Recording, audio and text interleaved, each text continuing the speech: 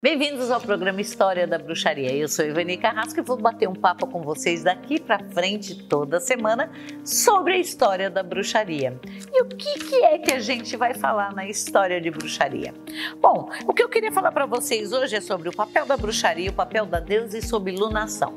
E o que a gente tem para falar isso? Você está achando que a gente vai falar daquela bruxa de roupa preta, velha, horrorosa, com verruga e nariz comprido? Dessa também. Mas o que mais? No estereótipo da bruxa é muito provável. Mas a ideia aqui não é falar da Inquisição, por exemplo, somente, ou das desgraças, ou dos malefícios, ou das magias. A ideia aqui é trazer todo o componente histórico do surgimento da bruxaria, da ideia da bruxa e de como isso vem se modificando durante todo o tempo, até chegar na bruxaria moderna, nas Wicca, ou em pessoas como eu, ou como você que está me ouvindo. Esse tipo de bruxa, como é que a gente aplica todo esse conhecimento milenar sobre a bruxa, sobre a deusa, sobre a magia, sobre as coisas da vida? Quem são as bruxas de hoje e o que elas são diferentes das bruxas de antigamente? Né? A lua é a mesma lua ainda, embora a gente já tenha americanos, russos, japoneses, com estações, com tudo lá no nosso satélite, mas a Lua continua sendo a Lua, exercendo a gravidade no nosso planeta, modificando toda a água, toda a maré do planetinha azul e mudando a sua vida e mantendo todo esse sistema coeso até hoje. Se não mudou a Lua, por que mudou a magia e a bruxaria? E como? Por que as pessoas hoje acham que a magia ou o papel da bruxa é sobrenatural? Você acredita nisso? Você acredita que uma bruxa é uma entidade sobrenatural? Mas se ela é sobrenatural, você pode incorporar uma bruxa? Não, a bruxa não se incorpora. Não, a bruxaria é uma filosofia, é um jeito de viver. Mas a gente costuma falar de filosofia quando você fala de Platão, quando você fala de Sêneca, de Aristóteles. Mas quem é a bruxa, essa da filosofia de vida? Ninguém sabe uma bruxa. Você já ouviu falar na bruxa de Évora, você já ouviu falar de Sabrina, mas a TV, os filmes, Hollywood, eles montam um personagem como eles entendem a bruxa e aquilo virou como verdade absoluta. Quando você fala é uma bruxa, o que você pensa? Uma pessoa como eu? Assim, de cabelo vermelho, de batom? É isso que você pensa? Não, tenho certeza. Você pensa numa bruxa do Walt Disney. Você pensa na bruxa da Branca de Neve, não é? Você considera a madrasta malvada uma bruxa? Então, quando você olha, você assiste a cena da qualquer filme desse do Walt Disney, espelho, espelho meu, existe alguém mais bela do que eu? Você vê a bruxa ou você vê a madrasta malvada? Toda madrasta é uma bruxa? Toda bruxa é uma madrasta? Toda bruxa é do mal? Toda madrasta não presta? É assim que a coisa funciona? Não, a gente está muito apegado ainda à construção de uma ideia, à construção de uma história. E o que tem de verdadeiro nessa história? Como é que a gente liga a bruxa à deusa? Quem é essa deusa? A bruxa não é a deusa. Então vamos começar do começo. A bruxa é a sacerdotisa da deusa? Uma forma de sacerdócio. A bruxa é aquela mulher lá de tempos remotos que observou a sua reação, a reação da natureza para manter a vida dela e da cria dela e do clã dela funcionando.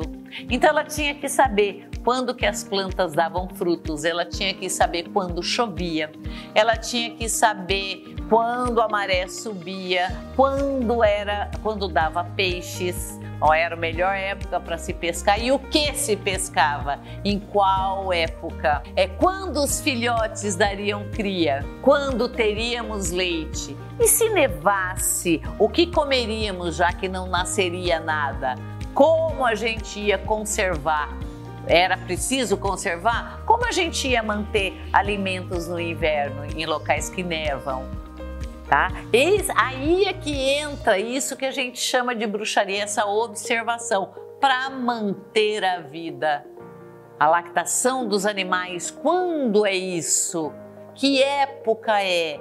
Como é que isso acontece? O que é preciso para um animal dar mais leite? Em que época isso é?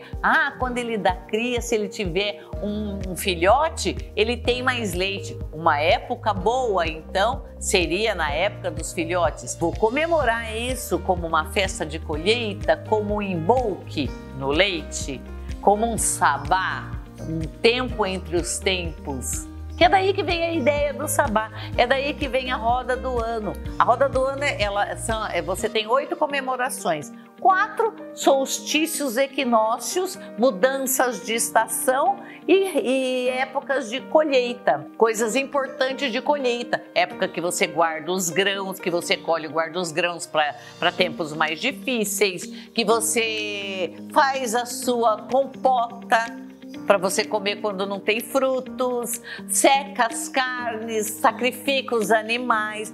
Cada ponto desse, cada época destinada a uma atividade, a gente chama de sabá.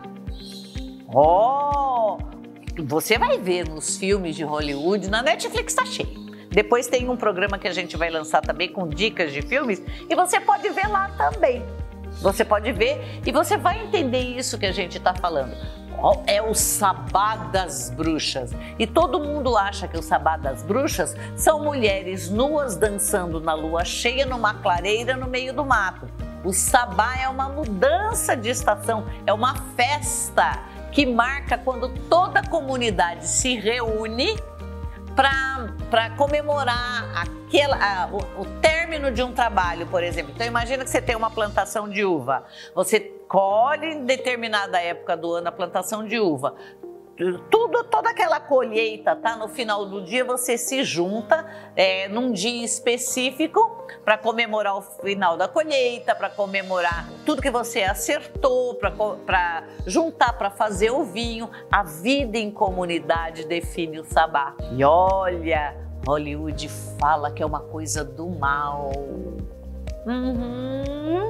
Quando a gente fala de caça às bruxas, então, a gente fala assim, se você já leu Maleus Maleficum, que é o martelo das bruxas, o jeito que se caçava as bruxas da antiguidade, você vai ver lá, se essa pessoa tem uma pinta no formato de um martelo, ela é bruxa. Gente, seu filho pode nascer com uma pintinha e não ser bruxo, mas esse daí é pra fogueira, mata o mal na raiz. E a gente tá falando só de uma coisa ou outra. E quando a gente fala, então, você tá falando do martelo das bruxas, tá falando de Inquisição.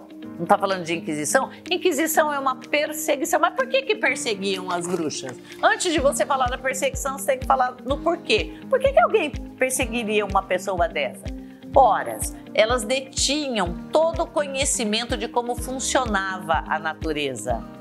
Conhecimento é poder. Então eu sei quando eu posso gerar uma criança. Eu determino qual é a melhor época, porque o corpo é meu, eu gero, eu sei quando. Eu sei em qual lua é uma lua boa para parto. Eu detenho. Eu posso fazer uma comunidade passar fome, certo? Como eu posso fazer muito bem para aquela comunidade. É só não falar a data certa da comida, ou só falar, deixa para lá, não faz isso. Dependendo de como você manipula as informações, você detém o poder de vida e morte das pessoas na mão. Isso naquele tempo lá atrás. Ora, muito poder para um grupo. E um grupo sensualíssimo como o nosso.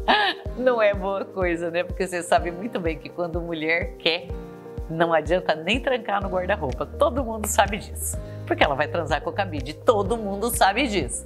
Não é? Então, fica difícil para o mundo masculino deixar tanto poder na mão do mundo feminino. Ele fica entregue. E o que acabou acontecendo? Foi se modificando e o patriarcado foi surgindo. Para deter o poder, tira-se o poder da mão dessas pessoas e massacram, eliminam essas pessoas, inutilizam isso. Isso foi a Inquisição. Político, nada religioso, mas numa época em que a crendice imperava, toma-se assim, a igreja foi quem fez isso porque a igreja detinha o poder da época. Isso aí nós vamos fazer assim e vai ser Deus que mandou. Porque tudo que não foi igual ao que eu estou falando e eu sou representante de Deus, é do mal, é o diabo que atenta. Então tudo que a gente entende por deusa, a terra falando, a lua, a natureza, é tudo a lua, a natureza, é o poder da mulher, o poder da bruxa. Tirando isso, vira a parte técnica reta, aqui porque a energia masculina é reta, aqui ó, essa parte fica como masculino, inutiliza-se as mulheres. E assim foi por muito tempo. Inutilizou as mulheres, inutiliza o papel da deusa. A deusa é aquela que gera, aquela que sustenta, aquela que nutre. A água, a terra, a chuva, a beleza, que mais? A espontaneidade, tudo que são características desse grupo. Você acha que você não está numa Inquisição hoje? Eu me sinto em Inquisição até hoje. É só você olhar a nossa sociedade. Você não concorda comigo? Não? Os nossos as, eles estão sendo suprimidos ou diluídos.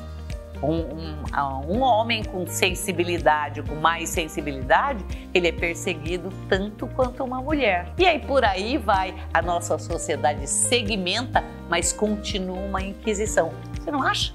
Você não concorda? Deixa aí nos comentários qual é a sua opinião. O que você pensa sobre isso? Tem muita coisa pra gente falar, mas a gente pode começar dando uma dica pra você.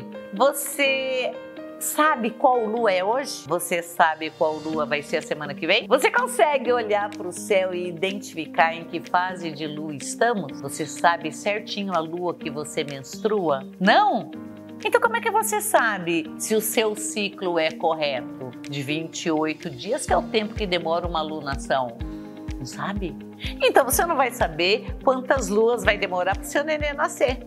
Ou para o nenê da sua amiga, ou para o seu irmão. Por quê? Porque é contado em luas. Não é contado no calendário? Dia é em lua. Sabe por quê? Porque a lua movimenta líquidos. Se ela movimenta líquidos, somos 70% de água. A influência da lua vai pegar nosso corpinho. A bolsa, né? A bolsa onde fica o bebê, dentro da sua barriga, ela é composta de líquidos. A lua influencia aqueles líquidos. Ela determina quando seu nenê vai nascer. Sabia não? Nós vamos ensinar você a fazer isso num programa só de lua. Para você saber certinho como contar a menstruação, para montar um calendário menstrual, para ninguém te enganar mais, para que você não precise de uma opinião técnica sobre a sua menstruação, sobre se está atrasado ou não, para que você sinta o seu corpo, reconheça seu corpo, reconheça você dentro do seu corpo, reconheça a natureza como parte da vida, entenda como isso funciona e que comece a preservar, porque faz parte de você também, faz parte de mim e faz parte do todo. O assunto é enorme, enorme e apaixonante. Você vai amar. Então eu te convido para assistir toda a nossa série da história da bruxaria. Não perca nenhum episódio, porque a gente vai pular no tempo e pular nos assuntos. Fala aí o que você quer aprender de bruxaria. Ficando por aqui. Beijo, tchau!